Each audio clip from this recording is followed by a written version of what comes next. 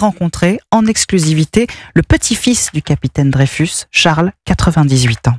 250 objets présentés, tableaux, affiches, photographies, films, dont un de Georges Méliès raconte la violence de l'antisémitisme de la fin du 19e qui entraîne l'affaire Dreyfus. Charles, petit-fils d'Alfred, 98 ans, témoigne. Dans l'esprit du public, souvent, on pense que l'affaire Dreyfus est une erreur judiciaire. Cette exposition montre qu'il ne s'agit pas d'une erreur, mais que c'est véritablement une machination contre un officier qu'on veut chasser de l'état-major. L'exposition fait revivre l'affaire de rebondissement en injustice. Le petit-fils ému se souvient de son grand-père. J'ai connu mon grand-père quand j'étais enfant. J'avais 8 ans quand il est décédé, mais j'ai quand même un souvenir très vif de lui parce que j'ai passé beaucoup de vacances avec lui, il venait souvent à la maison. Et c'était quelqu'un d'intéressant et très très cultivé d'ailleurs, dont témoignent évidemment les cahiers de l'île du Diable où on voit tout l'étendue de ses connaissances. Les cahiers de l'île du Diable furent rédigés au large de la Guyane dans un campement de lépreux pendant sa déportation. Vous ne pourrez ressentir qu'admiration et respect devant le courage du déchu puis réhabilité capitaine Dreyfus. Sébastien Bordenat, Valfred.